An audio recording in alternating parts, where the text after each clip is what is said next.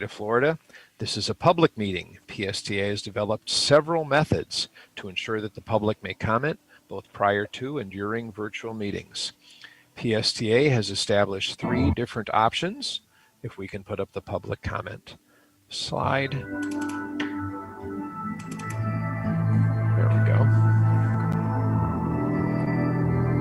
Can everybody mute? I'm hearing someone's. Everybody will mute. Thank you. So during the meeting, if you'd like to comment, the public may comment via telephone by calling 1-415-655-0002. When you dial in, you'll need to identify our meeting as number 172-432-9082. Individuals who call in for a comment will be able to speak for 3 minutes during the public comment period. Again, to make a public comment today during the meeting, members of the public should call 1-415-655-0002 and then identify that you're in meeting 172-432-9082. The second option is for you to submit ahead of time written comments and mail them to PSTA. Of course, that would be by snail mail, so you should have done that by now. We should have gotten them. The third option, as you see on the screen, is to send a public comments by email. You could have done that earlier, or you can even do that during the meeting. And the email address on the screen is showing you is publiccomments@psta.net. So if you send an email or snail mail earlier than the meeting, or you may send an email during the meeting.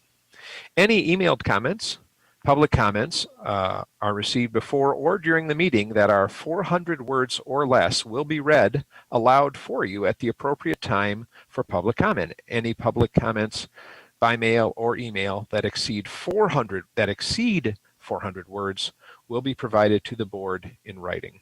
Any documents that the public submit to the clerk have already been provided to the board members prior to the meeting. Have there been any public comments emailed or snail mailed prior to the meeting? There have been no public comments emailed or snail mailed prior to the meeting. Okay, great. And again, anybody out there who wants to call in or email, those are the comments during the meeting. Remember, all comments submitted will be included as part of the public record for this meeting. They will be considered by the committee prior to taking any actions. Also, when addressing this committee, the members of the public must first state his or her name and his or her address. Thank you so much. Okay, let's get on to our agenda. The first thing to do is to call the meeting to order, and let's verify that we can all hear each other and talk. So let's run through. Obviously, you guys can hear me. Is Teresa here? Where's Teresa? Can we hear you? If you'll all unmute, let's just do this real fast. How about we just do it like in first grade? We'll just say here, Teresa. Here. Gotcha. Deborah. Here. Got it. Edwin. Here. Great. Andrea. Can you hear you? Andrea, can I hear you? I'm here. There you are. I heard you. Chelsea. Here. Mary. Oh, Mary's not here. I'm sorry. Roman. I'm here. Great. Kimberly. Kim. Here. Gloria. Here. Mark. Here. That is everybody. So we can all now go ahead back and mute ourselves. Thank you so much. That was a good mic check for all of us. All right. This is the public comment section then. And as we said, we had nothing mailed in. And has anyone dialed in, called in, or sent an email in the last 20 seconds? I do not. There has nobody joined the phone line to call in. Clarissa, Excellent. can you verify if anybody has written in since the meeting has started? We've not received any written public comments. All right. All right. Thank you. That concludes Thanks. public comment. All right. So we're following the Zoom protocol that the public's had a chance to dial in and talk with us if they needed to. All right. Then next on the agenda is the chair's report. That's me. Remind you that I'm reporting as to what went on at the board meeting. Hey, Brad, good to see you. If I can run through Hi. quickly, I'll remind you that the board meetings are public. They're done through Zoom. You can watch them live, or if you missed it, you can watch them even now. They're up there on the internet. There were three main things that were done at the last meeting. They passed the millage and budget for fiscal year 21 without a lot of fighting. And so that sets the new budgets, all of the stuff for the next year. Contract was signed with Clever Devices for the real-time system, and a contract with the janitorial for shelter maintenance and cleaning. I don't know if anyone has any questions about that, but we got folks here who can talk about it. That was my report as to what went on last month with the big boys, shall I say that, with the board of directors at their monthly meeting. With that, then let me move on, Gloria, with the Forward Pinellas report. Okay. As always happens, we actually have a Forward Pinellas meeting in 2 days. Right. And so the Forward Pinellas, I went back and I looked at our notes from our meeting in September. We met on September 24th. And only things that were kind of interest in that meeting is there was a presentation by Abhishek Dayal about the Sunrunner, which we've been hearing about, of course. There was an interesting presentation from the city of St. Petersburg about their micro mobility, which was all about their scooter access there. And that, I don't know if at some point that's something that, we might be interested in hearing about as well, but that was cool. And there was a presentation on intelligent transportation systems, which I can't really well summarize it for here, but those are the kinds of things that we covered there. Some of the same things we cover here, so nothing compelling. Yeah. I'll tell you, when I was at the national conference, that those scooters, those little downtown scooters, one of the biggest issues was access to low income. Often they're put where the yuppies live or in the new modern side, and if we're gonna let people not have cars by riding the scooter to get on the bus, from portal to portal, how are we going to let folks that are working their first job or working a second shift? And I think that plan showed how they were going to do it, that they did identify which neighborhoods and how they were going to do it. It wasn't just going to be it wasn't going to be limited. And that was really good to see. Once again, the Pinellas is doing a good job at that stuff. Just like PSTA, we saw the same thing over there. Anyway, all right. Any questions for Gloria on what we saw at Forward Pinellas? Those meetings, the board meetings there are online as well. Then I will say we have 2 action items, and so at the end of each of these action items, we'll need to take a vote. So at some point, you'll need to also, again, unmute, and I'll take a roll call at the end of them. The first is what we do every month, which is approving last month's minutes. You should have gotten the minute in your email pack. Did anybody see anything that needs to be fixed? What is it? Corrections, amendments, or adjustments? Anybody see anything? I did not. If you did, if not, can I get someone to get a motion to approve the minutes from the September 14th meeting of TRAC? Motion to approve. Thank you, Edwin. And can I get a second? I'll second that. Deborah seconds. Oh, okay. We'll take Chelsea. So Edwin gave me the motion. Chelsea gave me a second. Let me do a quick roll call. Here we go. We're just looking for an aye to approve the minutes from last month. Teresa, are you there? Aye. All right. By hand. Deborah. Here. Yes. Edwin. Yes, since Andrea. I missed. Yes. Chelsea. Yes. Roman.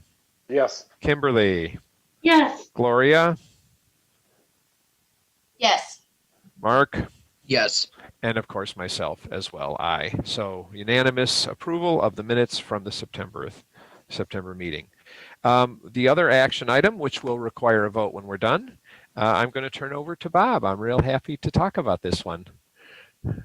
Yes, this is. How do I guess I turn it over this way. There you go, Bob. All right, let me make sure I'm on. Yeah, I'm unmuted. This is a part of the TRAC initiatives, and it started in 2018 when the TRAC came up with the Superior Transit Access Recognition Award, or the STAR Award. We recognize businesses, governments, any group that does anything that helps improve access to transit and for pedestrians.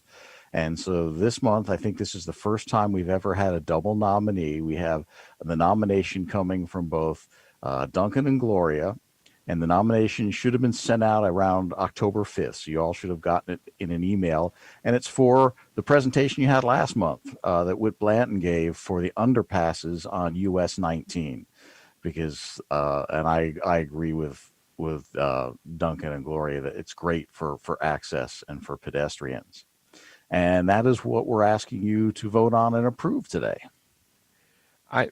And if I can add, I wanted to make sure the language included Whit Blanton. What a great guy. And our county is, I don't know what the right word is, blessed to have him in that position. He's a go-getter, a fighter for us. That he set the high water goal of a quarter mile, to have quarter mile underpasses, overpasses, pedestrian access on US 19, knowing, I think full well, that FDOT would never approve it. FDOT came back and gave us half mile, but let's dare to be great. And so I wanted to make sure that somewhere in there was the word quarter mile. Thank you, Whit, for asking for a quarter mile, whether we got it or not, and certainly for going to the mat, fighting for this underpass instead of just another pedestrian overpass. Pedestrian overpass in Florida, do we have to say it? The heat, the rain, dragging your groceries up a stairwell and hauling the baby carriage down the stairwell. It's wonderful. And how much fighting he did. I personally watched the presentation, 4 or 5 times. He must have given that thing 25 times, I'll bet, before he was done. Does anyone else have any questions about what you saw, the packet, the nomination for the STAR Award? If not, then can I get a motion for approving the TRAC STAR Award for Whit Blanton, Forward Pinellas, and that group? Can I make that motion or no? I would appreciate it. I think you can. You're one of the nominees. I'm not sure you can. Oh, well, yeah, maybe sure not. Yeah. Let's I'll all make right. the motion then. All right. Chelsea will give us the motion, I'll second. and Teresa will give us the second. And let's go ahead then and quickly call a roll again for the approval of sending a STAR Award on the thing that we all saw this month. Let's start right from the top. Teresa, Yes. Deborah, Yes. Edwin, Yes. Andrea, Yes. Chelsea, Yes. Roman. You're there, Roman. I'll come back to you. Kimberly, Yes. Gloria, Yes. Mark. Yes.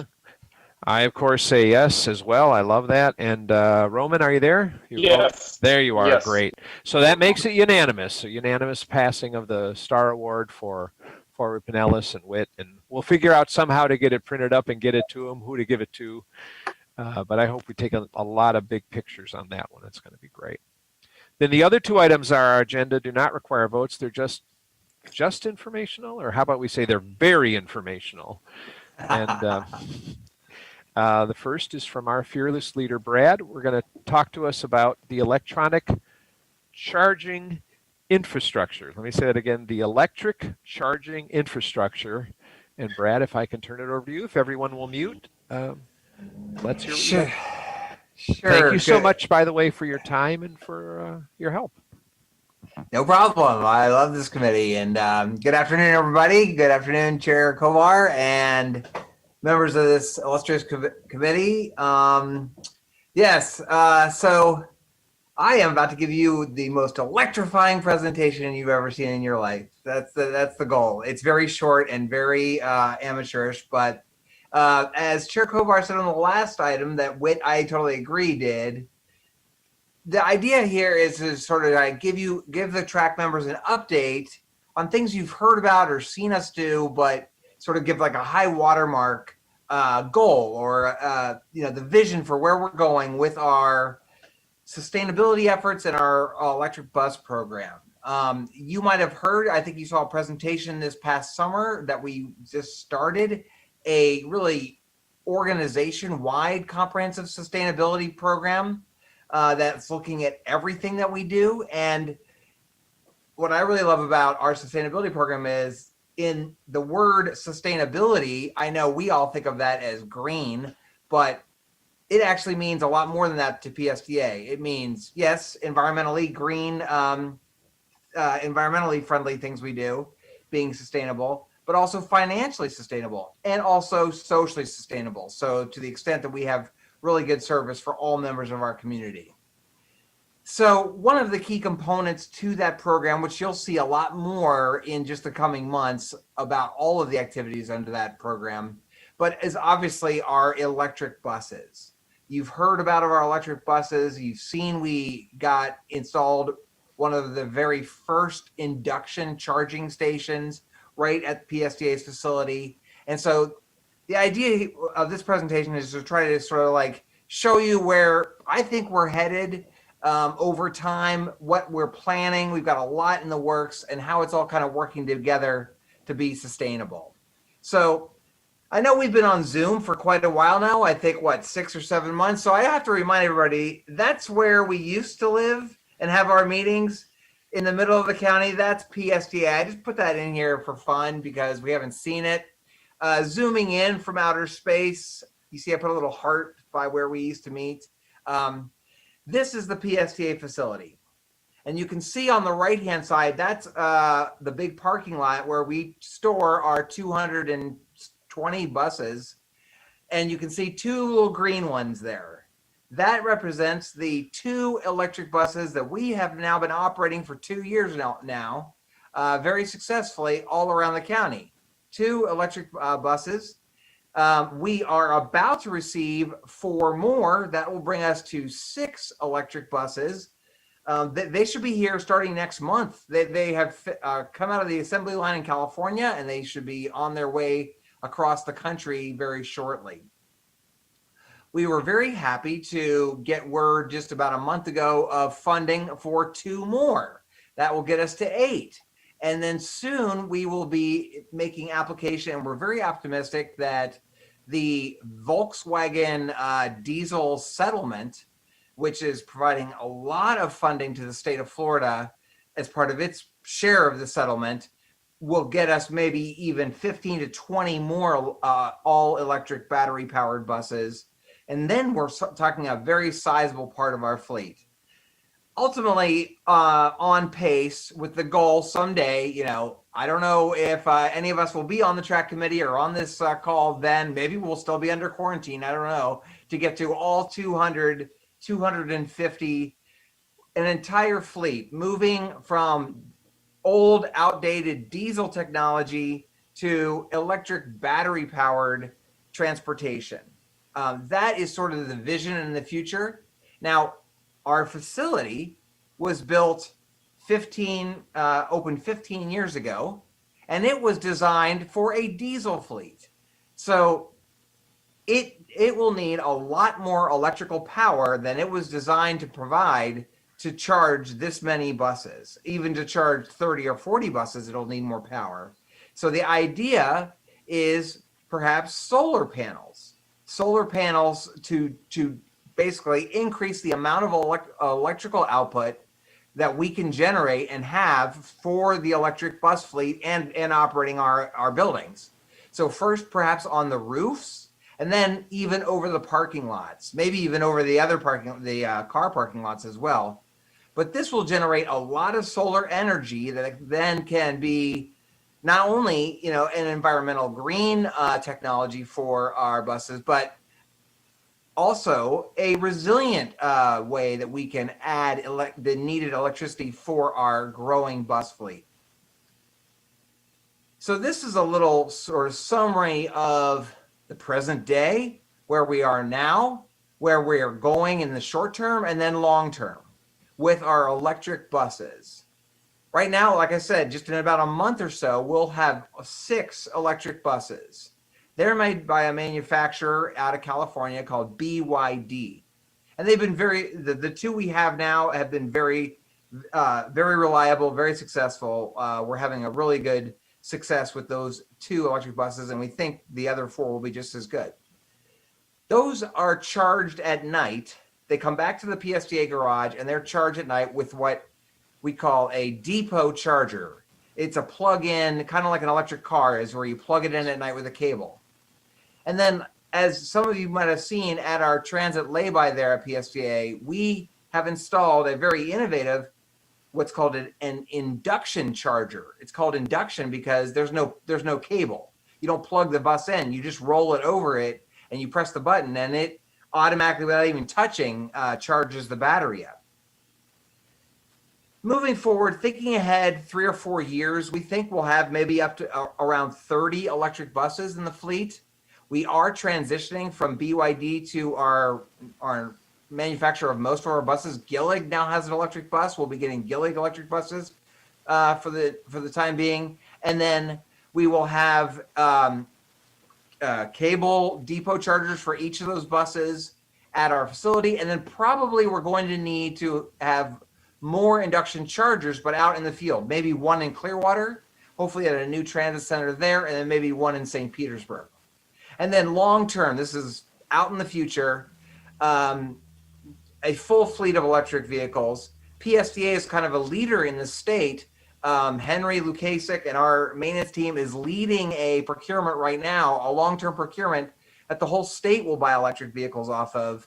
So I'm not sure if it'll be Gillig or Proterra or who it might be that will win that. But again, as I said, we're going to need to add more power. So what's a sustainable way, not only from an environmental way, but a resilient way, might be solar panels on the roof and over the vehicles, because we're very reliant on Duke Energy, of course, but maybe in a hurricane or other sort of emergency, if the power goes out, PSTA needs to still run the buses, right? So especially we need to run buses during a hurricane for evacuation. So being able to generate our own electricity will come in handy. It's a resilient aspect as well. And that, we think that makes it even more of a positive way to move forward with upgrading our infrastructure. That's obviously going to take a lot of partners. As I mentioned, we've been working very closely with Duke Energy. We've been working with the VW settlement I mentioned. FEMA, this idea that FEMA has funding available for transit agencies and other entities to be resilient in the case of a disaster like a hurricane. So they could provide us with funding to help get the solar panels, the batteries needed to store energy if the power goes out.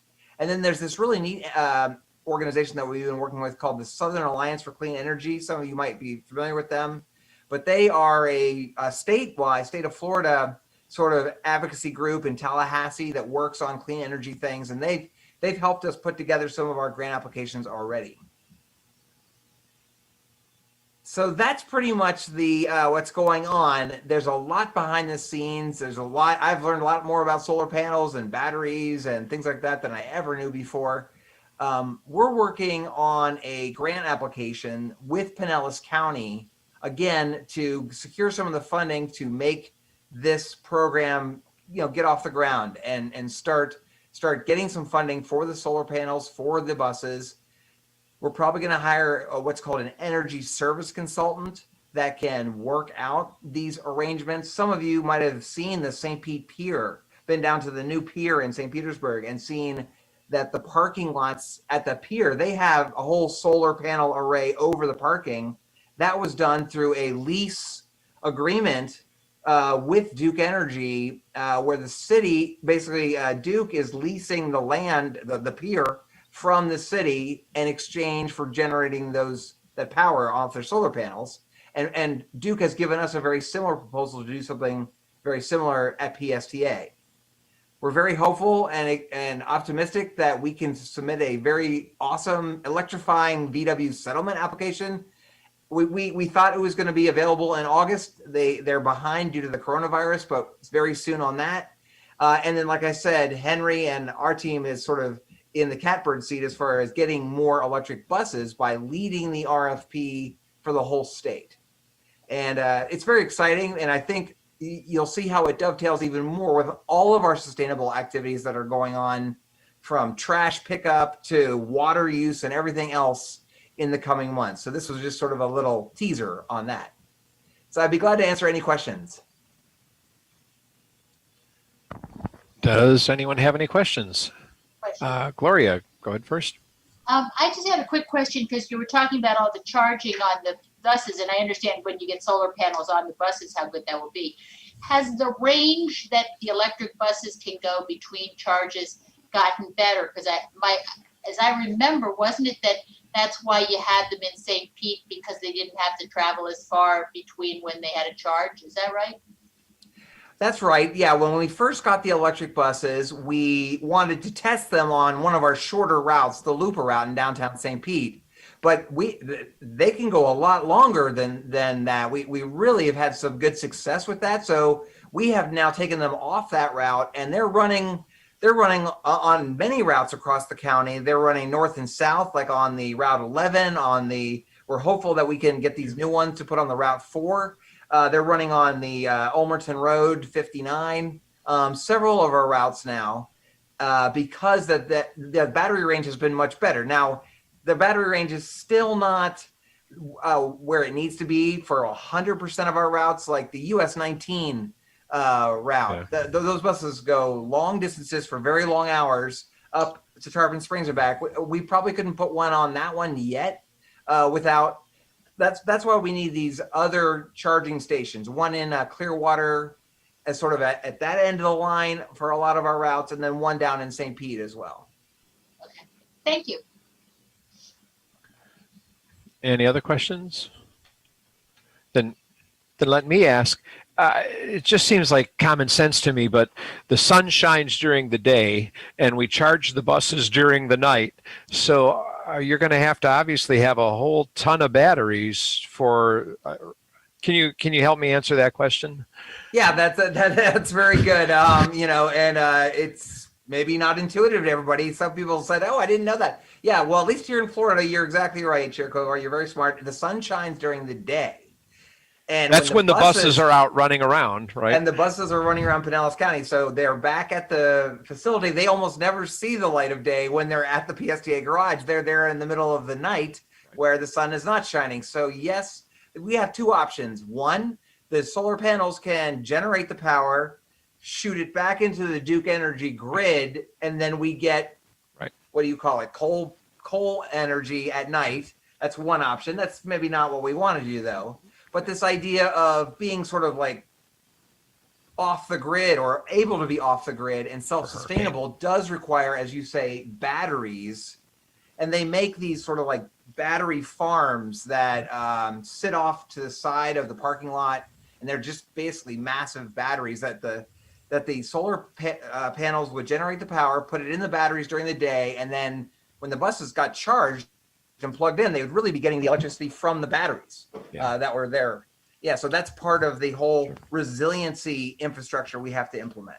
And you could have just enough batteries for a hurricane level, for an emergency level, whatever that is, 1/3 or 1/2, what you need to run during that, and use the other. For the full fleet, you could be using this Duke. I like that. It's like energy shift or energy trading, where you're putting it into the grid so I can run my dishwasher, and then at night you're pulling it back out of the grid.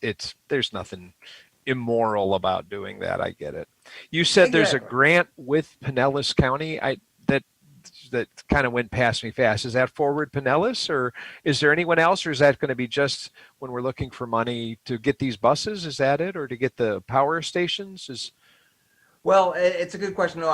First of all, we worked very closely. It was Pinellas County that received some of the BP oil spill money that paid for the induction charging station that we already have. And then second, what I just learned just today was that FEMA, to be eligible for FEMA funding for resiliency, it needs to be part of your community's disaster mitigation plan Okay. efforts, which is all run by the county. In Florida, each county has is the keeper of the overall plan. So yeah, so Very good. That's that for me. That's my only questions. Does anyone else have any questions of Brad about the batteries and the electric buses? That's a great. I didn't realize 2 buses, 2 to 6 to 30 to 250. That sounds like a good goal. Walk before you run. Yep. I have a quick question about the induction chargers, just if you happen to know off the top of your head. What's the efficiency rate on those? Like how much energy is lost in between getting to the bus and the little pad on the Oh, curb? it's a good question. Henry Lukasik is not. Henry, are you here? I don't think so. But I think it's very little. The reports. It's surprisingly little. That I know for phone chargers, it could be pretty bad. It could be like a third to half. So I was wondering what the really was for the buses. Yeah. But I know you're phone talking- chargers are like a way smaller scale, and it's kind of a different thing. So I wasn't sure.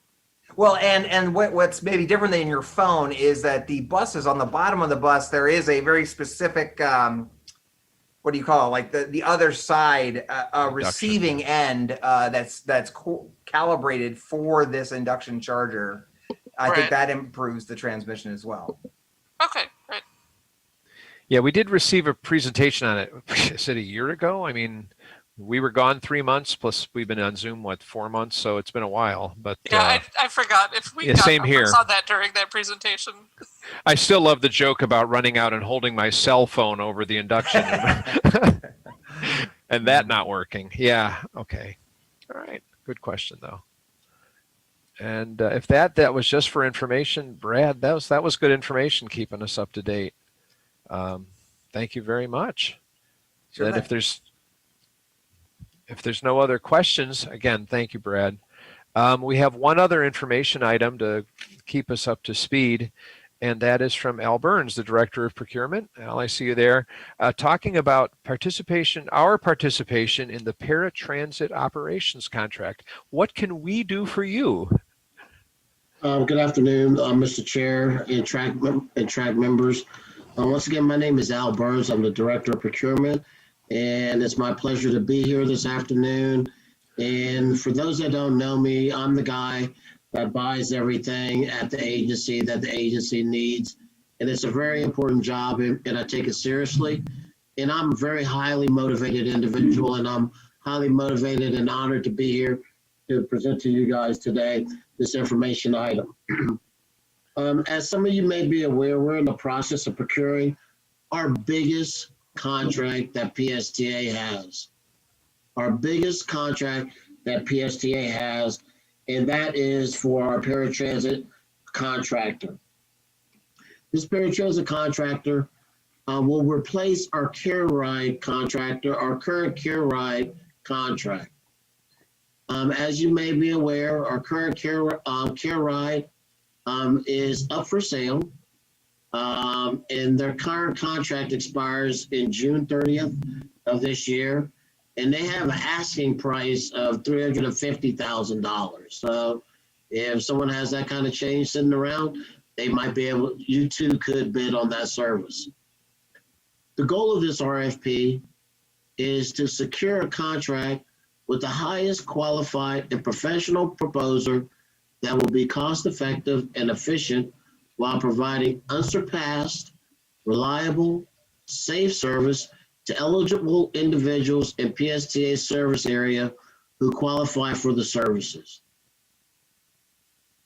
This is a very, very, very important procurement, Mr. Chair, and I'm sure that you would agree.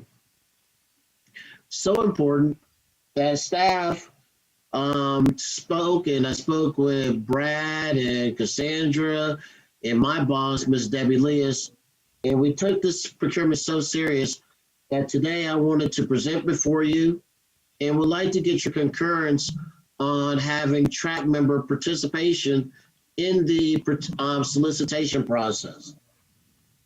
What does that participation look like?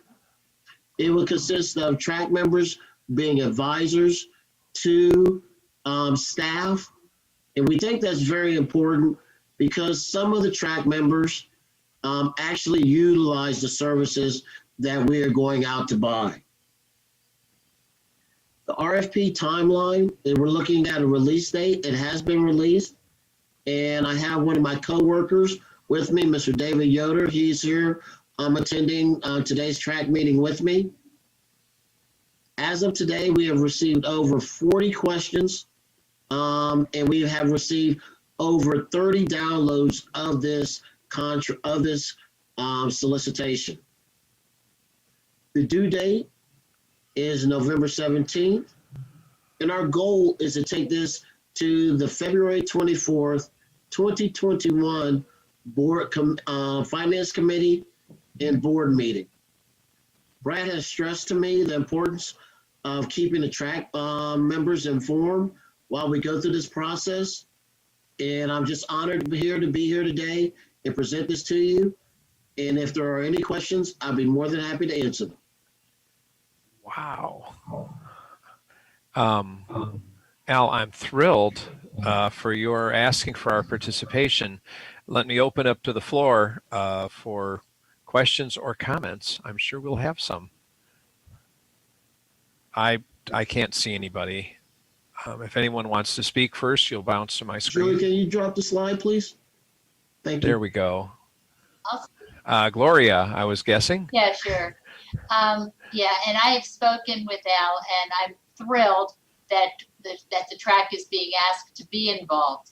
As the users of the service, we care deeply. Especially, I think Kim and I care the most deeply about the quality of the care ride equivalent or service.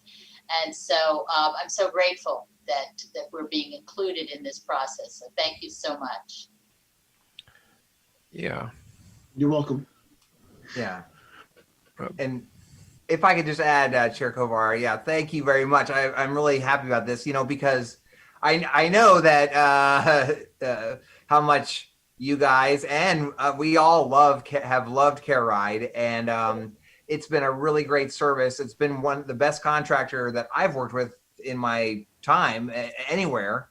And it's just really unfortunate, but I saw Al put the price on there. So if you have $350,000, you can buy it, and you can bid. You'd have to come off track, but you could own it. Yeah, no, it does look more and more like Baycare is still trying to sell it, and it is not going. Somebody else might buy the vehicles, but it may not be a continuing company. I'm not sure, but that makes this purchase even more important. That's why it's so great that you are willing to serve on this, because what it really needs is a group looking at the people that they propose to manage it. Most of the drivers and the other employees will transition from the current Care Ride to the new company. It's really like the managers, the top manager really, and the care that they bring to it that is so important. And that's really, I think you guys can really come and help us evaluate that. Well, and I know that Care Ride not only helps with paratransit, but they also do, folks that are just mobility challenged. My ex-wife walks with a cane. She lives in a retirement tower that's got, 500 residents, and easily half of them use it, even though they are not bound by wheelchair. They just can't drive anymore. And so all of those folks, it might help if we had someone volunteer. I cannot. I'm stretched very, very thin right now. Who wasn't specifically not, who was whatever the right word is, mobile. Help me, Gloria. Help me with the right politically correct word. Not wheelchair dependent, or is that? Yes, not wheelchair dependent. If anyone would like to volunteer off the committee to help with that as well, because not all Care Ride is wheelchair dependent. Sure. If I said that right. Yeah, but no. Anyone who would like to volunteer to help with this, it would be greatly appreciated. Although I think Kim and I interact with a number of people yes. who are that. Yeah. And so we'll certainly have the two of you. Thank you I mean, so much. officially, Chair Kovar, the all of the procurement meetings that Al oversees are open to the public. Sure. Are open to anyone to attend. So any TRAC member is permitted to attend the meeting. The thought of an advisor role, and Al can correct me if I say something wrong, but the advisor is you would get a copy of the proposal, you would get to look at it, you would have a lot more interaction with the evaluation committee than if you just zoomed in, and watched. Yeah, right. And it's been my experience that everybody here, we all talk up PSTA. So those poor, whatever, 100 or so elderly in that tower, I'm always yakking to them about, what do you think of your driver? How often do they come on time? There's not a soul. I stop at every bus stop when I see someone there and ask people about the service, and do you wish does it come often enough, and all of that. So we as a group can, what's the word? Super users. We're like super users. And so we would be helping Al in that sense, that when we say that's a good idea or could be steered this way, we sort of bring more voices to the table. Al, I'm sorry. Go ahead. Mr. Chair, I think what you said is very, very smart. It's a matter of bandwidth for me, and the amount of dedication that is going to be required for this. As I indicated before, we've received over 29 downloads so far. So I think we're going to get a fair amount of proposals when we get back. I encourage participation, and when I talked to Gloria and Kim this afternoon, they're like, I'm one of the most highly motivated individuals you'll find, and they surpassed me. So it was like, Great. However, I do hear your message loud and clear, but I would like to limit the amount of participants, or have a cap on that if at all possible. And I would like to cap that at 3. That's exactly right. Because at a certain point, it becomes a big coordinating effort for me, and calendars and things of that nature. So if you would take that into consideration, it would be greatly appreciated. And kind of if it would be okay with Cassandra and Brad, we can keep you updated. Staff can keep you updated as we go through this process until award. So, Mr. Burns, we're on the exact same page. That's what I was thinking, was those 2 plus 1, the 2 volunteers, if we could find one more. Cassandra. I also don't think that you're required to have one more. If you want to, No. If someone would step forward, that's all. I was sort of beating the bushes. Somebody wanted to. Yeah. So if we find someone who would like to now or later, by all means, that would be great. So. I have one more quick question. Sure, Gloria. Maybe it's not such a quick question, but once again, I'd like to just make sure, Care Ride was a carve out for PSTA. And yet, like in Hillsborough, I know they actually do their paratransit as part of their system. Is it ever a consideration that that whole paratransit function comes into PSTA, who does a beautiful job with our bus system as well? That's a good question. I think the answer is we are making major changes, as we presented to you, in the whole mobility area, to sort of the telephone number and the interaction with the customers will now, for all of our services, be through PSTA. The actual vehicles and the drivers, they could be, as you know, Gloria, they're taxis, they're Lyft rides, they are Care Ride right now, and they might be another company, but I think you're onto something, and so that's what we're really trying to do, is try to have the user experience be that they're working through PSTA for all of their rides in the future. That's part of the plan. Today I passed a DART bus, and it was the same logo, the same, again, whether it was owned by the third party or not, it has that presence. And I think in the end, for us, the vision is still the cross county. Flamingo needs to work not only for me, or any student going to USF, but somebody going to Moffitt Cancer Center, someone going to, that's really, when it's all said and done, the seamless paratransit intercounty, going up to see someone in Pasco, someone going to the USF hospital.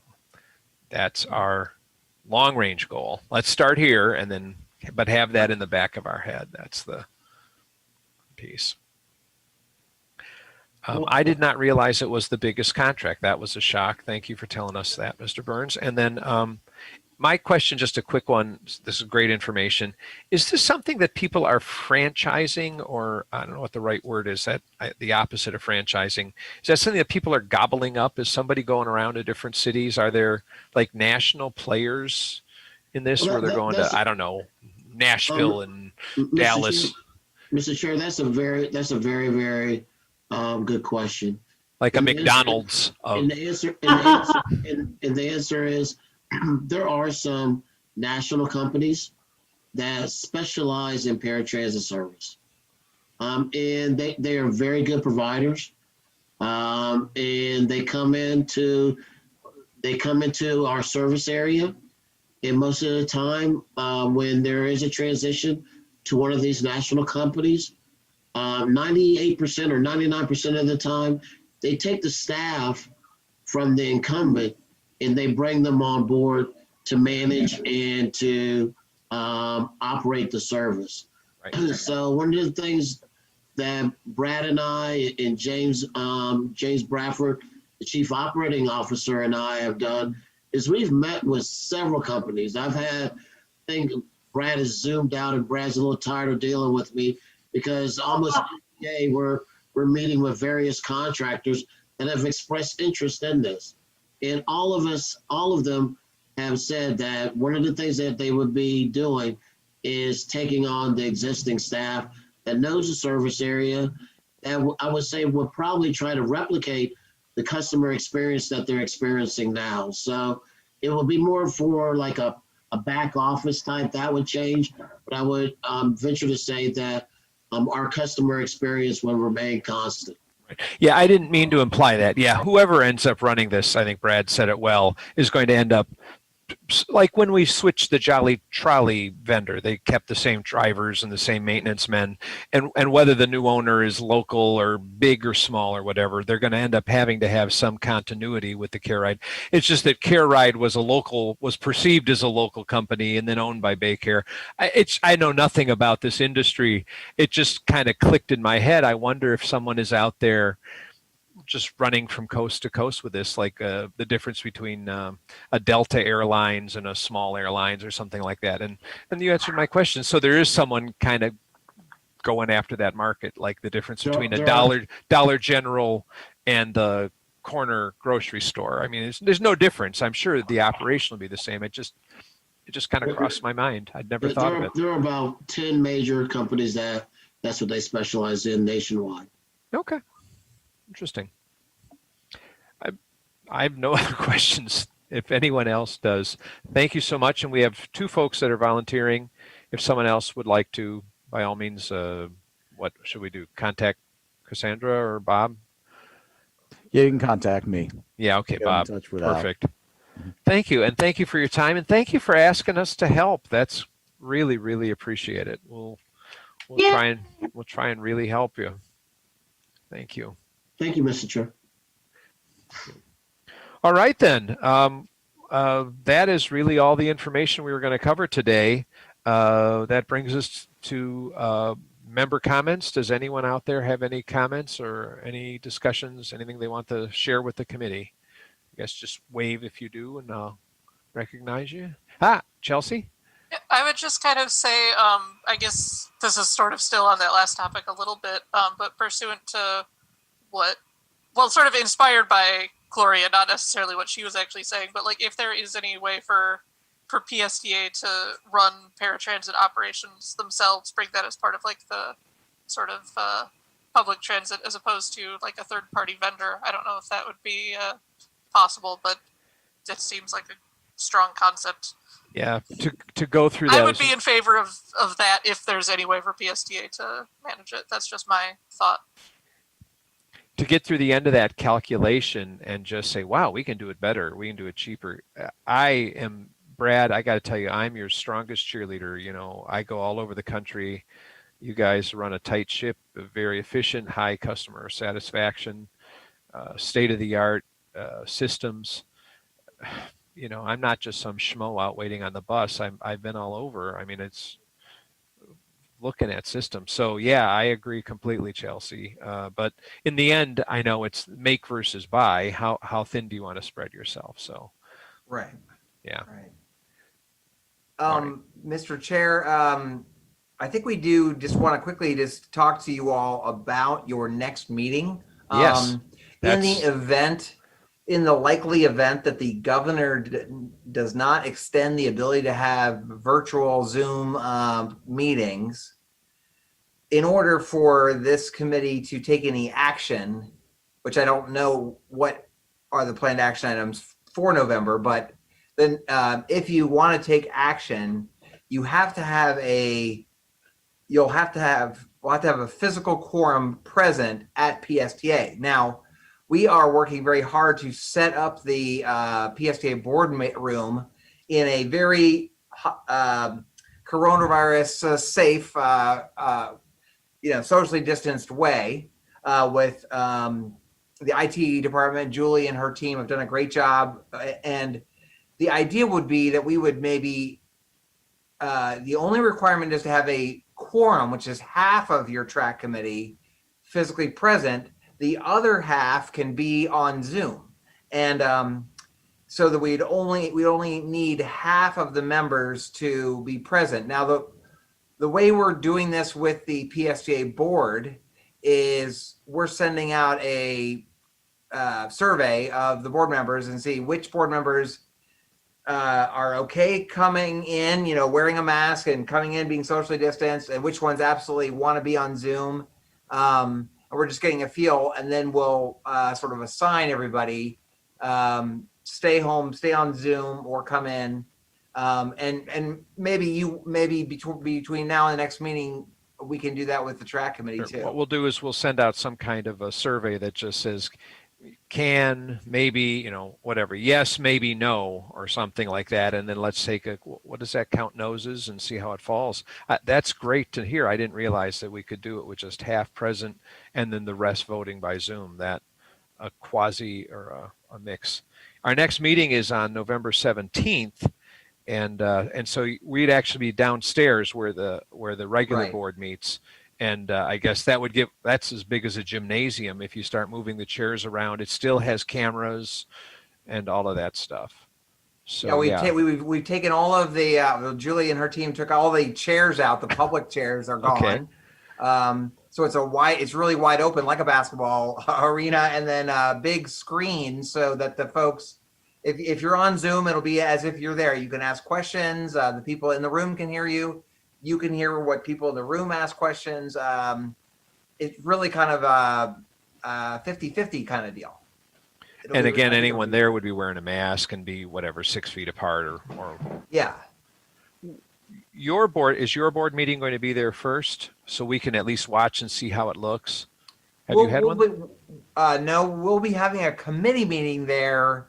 The very first committee meeting like that will be on Friday the 13th, and then the TRAC committee would be on, what did you say, the 18th? The 17th, yeah. 17th, yeah.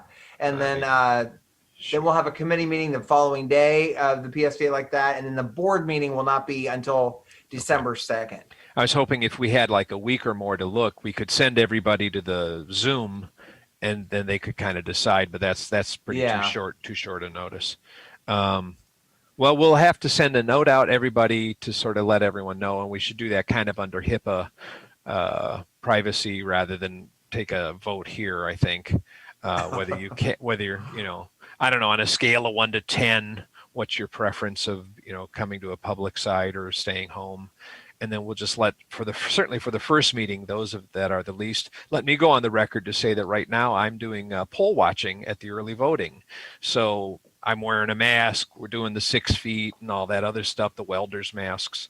But I'm meeting, good gravy, I don't know, 800 people a day. So, but following these disciplines, so So there you go. Yeah.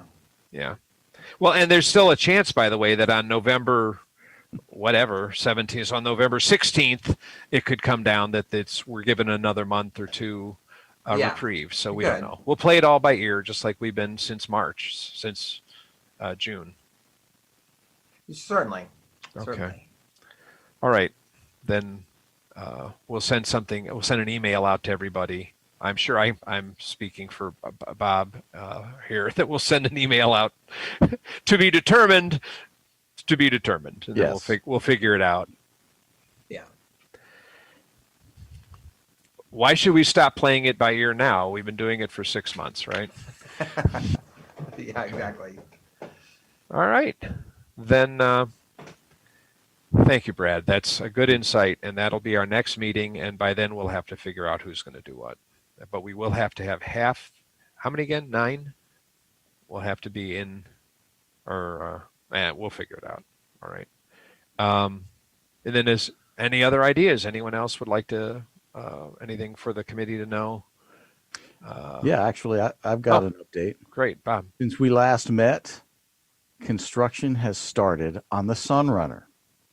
We actually started in St. Pete Beach. This is fantastic. So they're working on the stop that's across from the trade winds. It's the northbound side, and then they're also working on it's a station, not a stop. A station by Sun Isle Drive, which is in South Pasadena, and then just the first week of November, they're going to start doing landscaping and some pretty involved work at the station at the County Beach Park. I just, before the meeting, sent you all the link to our construction page. You can go there. There's a map. You can look in it, click on a station. You can see the details for when it's supposed to be under construction and if it may be closed for a certain amount of time. And you can engage with us there if you like. Excellent. Yeah, the amount, as you go around town, the amount of construction and the new feeling, finally, there's been an old joke within Forward Pinellas and CNU, Congress of New Urbanism, that your car has had more rights than you, that, there would be a big box, a Home Depot would have so many parking spots that sit there empty that you'd have to walk across to get to the bus stop. That now those houses are being built with more density. Those condo towers are being built with fewer parking spots. So all of that construction, if you look, it looks a little different. It's because it does not have as many parking places, or the parking places are closer. The buildings themselves are closer to the street, which means even if the first people moving in say, I'm not into transit, the guy who buys it from them, or if gas ever hits $10 a gallon, or when we hit that critical mass where there's a festival every day downtown or whatever, they're all set to be transit oriented, just like we saw with WIT up in North County. It's coming, and it's all of that construction is gonna, it's coming. It's great. All right. Well then, thank you, Bob. If anyone else have any other news, then if not, you'll hear from us, from Bob, with what we're going to do in November, and we'll see everybody in a month. Then let me call this meeting adjourned. Thank you. Thanks, everyone, for coming. See you in a month. Good month, everyone. Thanks, everyone. Stay safe. Thank you. Thanks. Bye. Thanks. Thank you. Bye. Thanks. Thanks, bye.